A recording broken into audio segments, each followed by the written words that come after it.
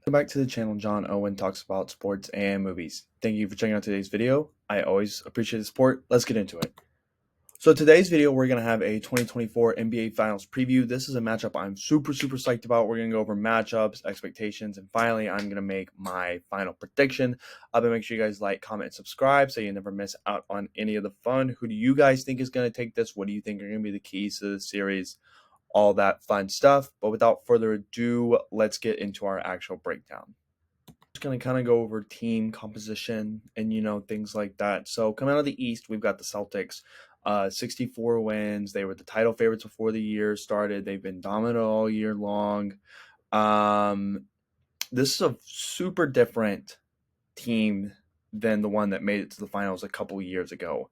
No Marcus Smart, no Grant Williams, no Time Lord. Derek White was a role player then. Now he's like a bona fide starter. You've added Kristaps Porzingis, Drew Holiday this offseason. Peyton Pritchard plays a pretty important role for them.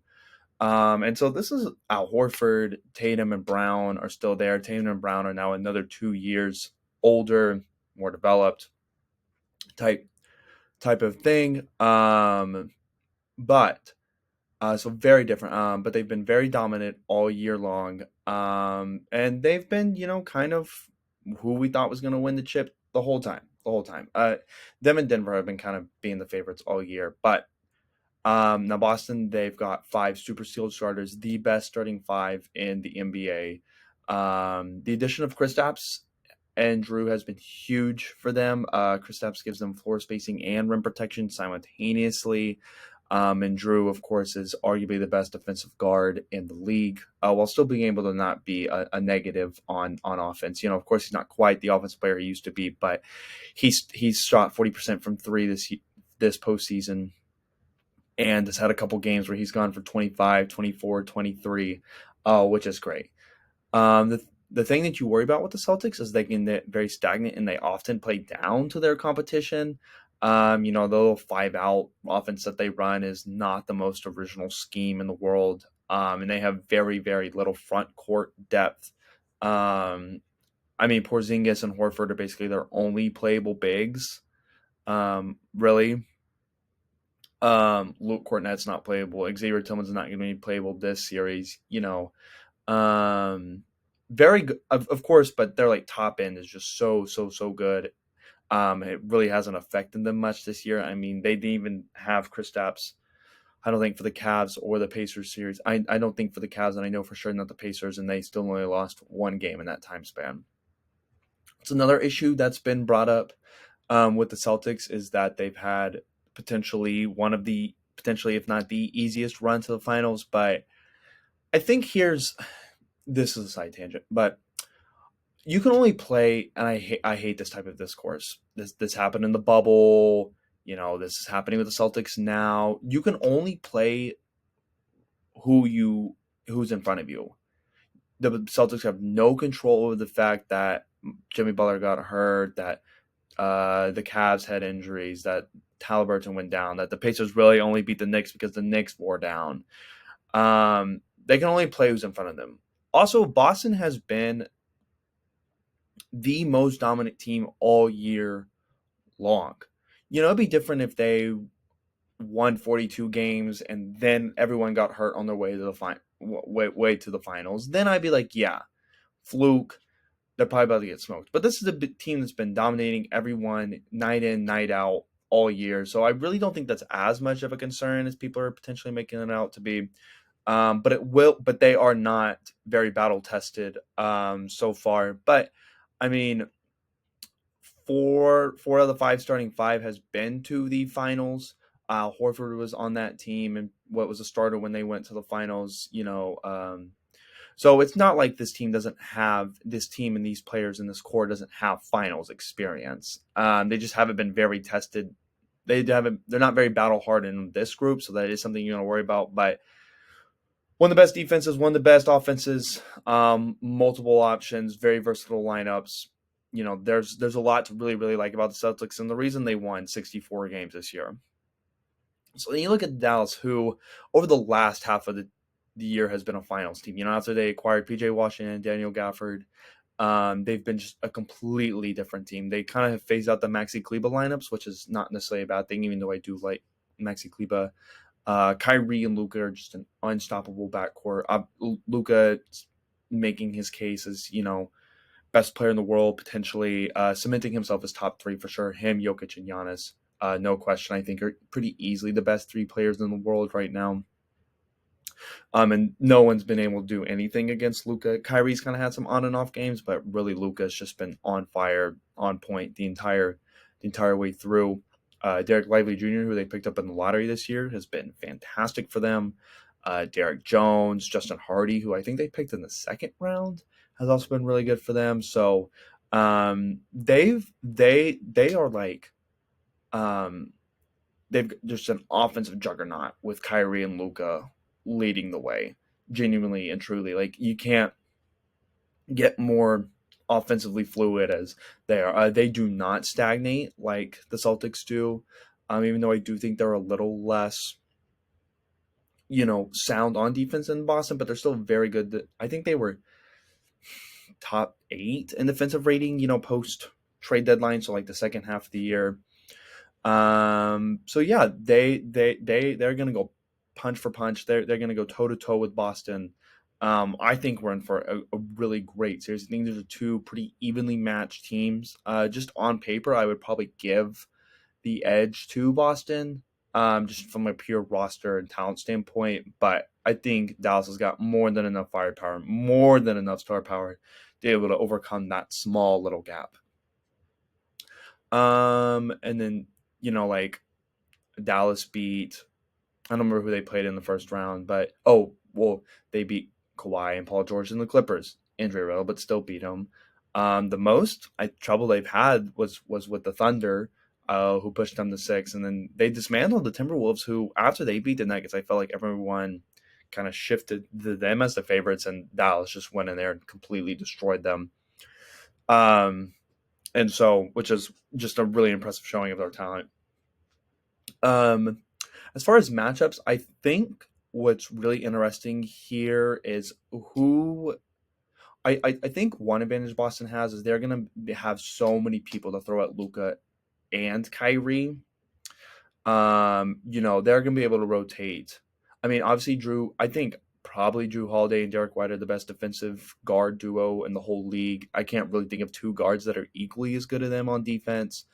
And then Brown and Tatum are both really, really good defenders. So I think the four of them are going to be able to rotate onto the two of them. So, Derek White's probably a better defender. Jrue Holiday's just strong as hell. Brown's just kind of an all-around defender. Jason Tatum's got the length. So it's really kind of interesting to see who they're going to, how long each of them guards Luka. I would expect most of the responsibility to go to Jrue Holiday and Derek White, just so that Jaylen Brown and Jason Tatum can upkeep their energy on the offensive end. But I definitely expect Tatum and Brown to guard Luka and Kyrie in spots. Not that I really think they're going to be able to shut down Luka, not at all, because he's Luka Doncic. But I think honestly their main defensive strategy should be trying to go after Kyrie, because Kyrie can have a bad game. He's had honestly bad stretches during this playoff. So I think if they go after, because Luka's going to be able to do what he does. You're not going to be able to stop him. You can bother him a little bit, great, but I think it's going to be really hard to even do that. So I think if they focus on Kyrie and then making the Dallas role players hit their shots, can PJ Washington have another game where he goes for 29? Can Derek Jones have, hit 4, 5, 6 threes like he's done a couple times this playoffs? I think it's really going to depend on, Luka's going to be able to do what he does. But it's going to depend on the other Mavs players, Kyrie and the role players, stepping up, hitting their shots when they're open. On the short roll, can Daniel Gafford, Derek Lively, PJ Washington continue to make good decisions, especially Derek Lively? I mean, he has been so good this playoffs. When they do the little short roll and then he has to make a decision and do something quick, he's been so good on that. I'll be interested to see how much Horford Porzingis the Celtics run, to counteract the Gafford Lively lineup.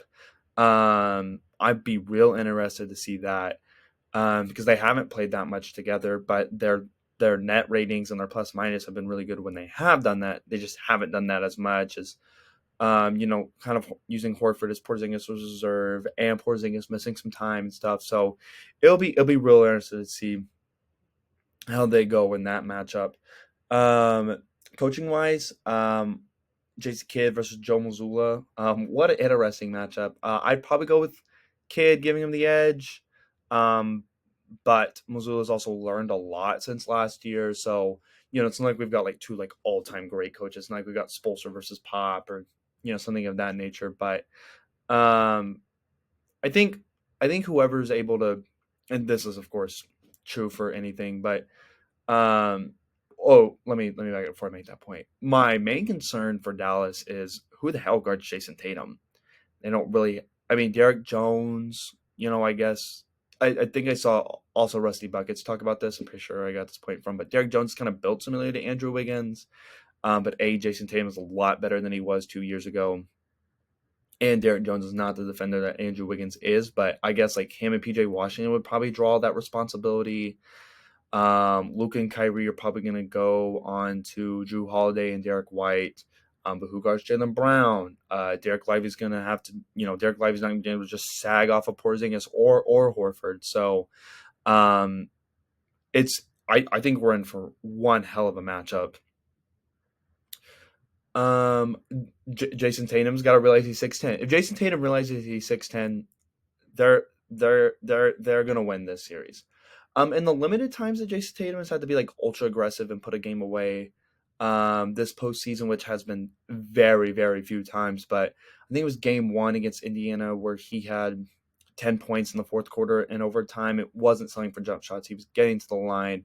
He like threw the one guy down on the ground. One of the Nemhard. He like threw him to the ground, and when they were like getting post up and they got tangled, and then he immediately hit the and one on TJ McConnell. So I really think that if JT stays aggressive, doesn't just settle for mid range, settle for mid range. I feel pretty good about the Celtics winning that. This team is not as reliant on Jason Tatum as they were 2 years ago, which is great. So if they can be not as reliant on him, and when they are, he can be aggressive, go get to the line. They'll be good. They'll be good. For the Mavericks, if Luka and Kyrie come to play every night, they're gonna have a shot to win every game they play. Luka can explode at any point for, 35, 8 and 9, or 29, 10 and 10. Kyrie didn't really play great the whole game to make a great impact. I definitely say that clutch like closing situations are going to be so important. The Celtics have only had to really do that like once all postseason.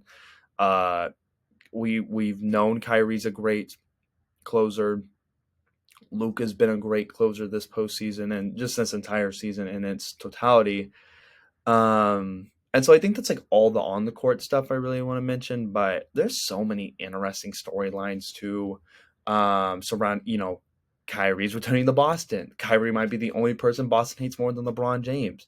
Porzingis is playing the Mavericks again. Porzingis was supposed to be the second guy that was supposed to elevate Luka and the Mavs into this kind of championship level team, and ended up not being him, ended up not working out. So there's some revenge there.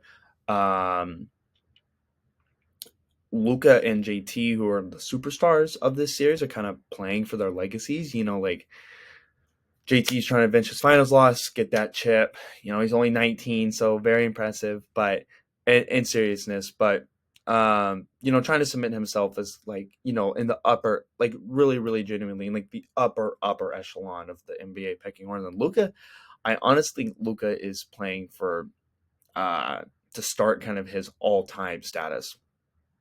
Not just like a really great elite player, but an all-time level player. I think Luka's trying to start that bid now, just at 25, if he can get a ring, finals MVP, hypothetically, at 25, that'd be earlier than Jordan won a ring. That'd be earlier than Bron won a ring. Like that would really, really kickstart his legacy on the we're talking about him at the end of the day, potentially, if of course it's all hypothetical, potentially a top 15, 12, 10 player of all time. And he can start that now, which I think is really, really, really interesting and something I haven't seen as many talk about. Um, but I think we're in for a really great on the court XO matchup. I think we've got some great storylines, and I think this is going to be close, and I think this is going to be long. So as far as my final pick, I want to go with the Mavericks. I really do. Like my gut is telling me Dallas. They kind of got that aura. Not to use like brain rot from TikTok, but we got this aura to them. Kind of this the dog. But to me, the Celtics have just been too good all year. And I think they're going to go ahead and win it, especially because Kristaps is going to play game one. That's something I didn't mention, but he cleared today. So I say because Kristaps is going to go ahead and play the whole time or start game one and hopefully stay healthy, I'm going to go Celtics in 7. Thank you guys for checking out today's video. I always appreciate the support. Make sure you leave your thoughts down below. Check out the link content. Have a great day. Thanks.